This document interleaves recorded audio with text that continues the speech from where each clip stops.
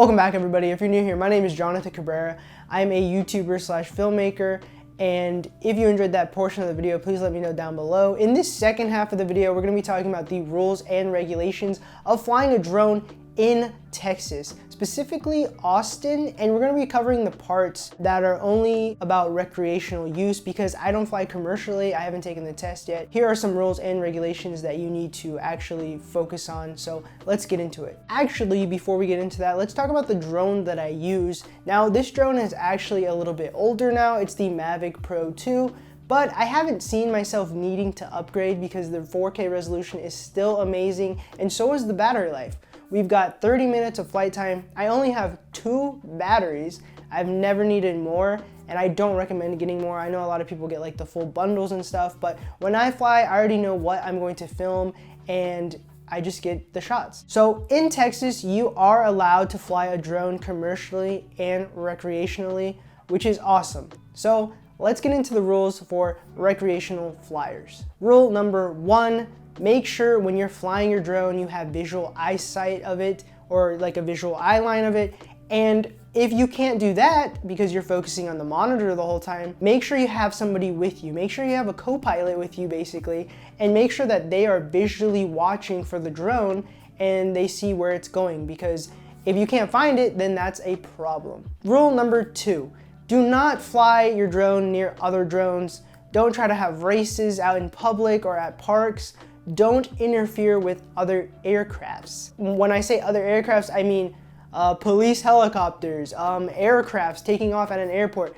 Don't be near an airport. Just don't do that because you don't know what's gonna happen. I know the drone's small and it seems light and it might not cause any damage, but they can actually cause damage with an airplane going so fast and possibly the drone going so fast. I've seen these things make holes in airplanes and it is absolutely terrifying. So don't do that. Rule number 3, now this one is very important because this kind of correlates with or corresponds with the first rule. You need to fly 400 feet or below, and your drone will tell you that depending on what drone you have. I know the Mavic, the app, the software tells me how high I am, and I think it caps off at 400 feet or 300 feet. You don't need to go any higher than that because once you lose that visual of your drone and you're absolutely high, it's scary bringing it back down. Flying it up is different from flying it back down. It literally takes a long time. So do not fly that high. So honestly, this should have been rule number 1, but it's an obvious one. Register your drone. It's only $5, and I will be leaving a link down below where you can register your drone, and they will give you a card to print out or a piece of paper to have with you, and you'll be able to have proof of your drone being registered. Along with that, you need to write the serial number of the registration on your drone's battery, so if it does get lost or something, or you cause an accident and you run away, people will be able to find you and you'll be able to go to jail.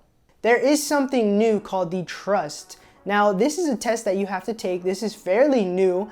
I have yet to take it, but I haven't flown my drone recently, so I'm not really too worried about it, but it's another test proving that you know what you're doing when you're flying a drone.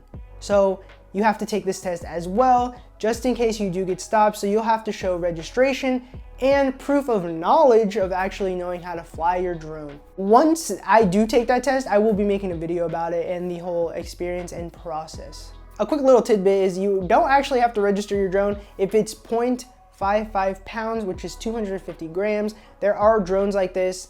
You can't really do any harm with these. You can't really fly too far with these types of drones, and those are like the DJI Mavic Mini or DJI Air. Those are like really tiny, and I don't really see any problems being caused by those. But let's get into the side rules because you can actually probably cause some problems with these drones. So a couple of my side rules just off the top of my head.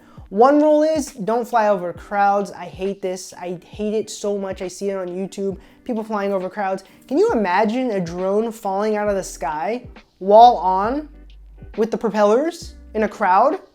Don't do that. I would never do that. That's actually insane. Another rule is don't fly while high or intoxicated. That's actually insane. It's the equivalent to drunk driving if you're drunk flying a drone. It doesn't make any sense. I would never do that. I mean, yeah, sure, in the moment, if you're drunk, you're probably like, you know what, I'm gonna go get some drone footage.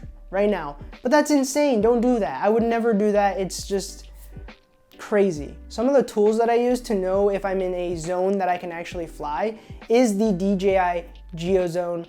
And basically what this is, in certain zones, you can and cannot fly.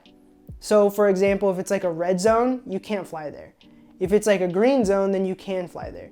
You know, it tells you what the zones are. It tells you where airports are. And I think this is a very important tool if you're starting to get into the drone game.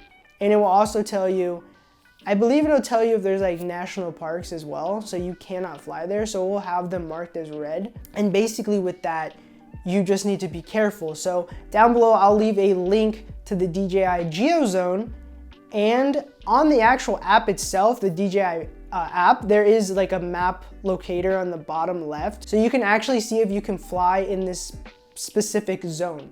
So that's actually really cool. And I think that's something that, you know, new drone flyers really need to utilize. Now, when I was flying my drone in Austin, I didn't really have any problems flying the drone or launching it off. I believe I was actually a little bit outside of the city, so I was able to just kind of launch it up. I wasn't near any people, and I never launch up near people. I think that's the scariest thing, and I don't want to bother anybody. So while we were walking this path, I decided to launch it up, and I could see the city and just basically all the rivers and stuff and all that, and all the bridges and everything, and that was really nice. And it was very easy for me to just bring it back down, catch it, and then put it back in my bag. And at nighttime, it was basically the same thing. We'd be a little bit outside of the city, and I wouldn't fly near any of the buildings. The food in Austin was awesome. The people were really nice. It's pretty much a college town. And I actually saw a guy in the middle of the street launching up a drone. So it's a pretty chill place to fly a drone. So I definitely recommend it, and you will definitely get some amazing shots. If you guys enjoyed this video, be sure to hit the like and subscribe button. Don't forget to leave a comment. And when you like and subscribe, it helps me out with the YouTube algorithm. So I really appreciate it. And let me know down below where you guys want to see me fly a drone next. Also, if you have any questions or looking for any information, I will be leaving links in the description of this video, and I will be responding back to comments immediately. Thank you guys so much, and I'll see you in the next one. Peace.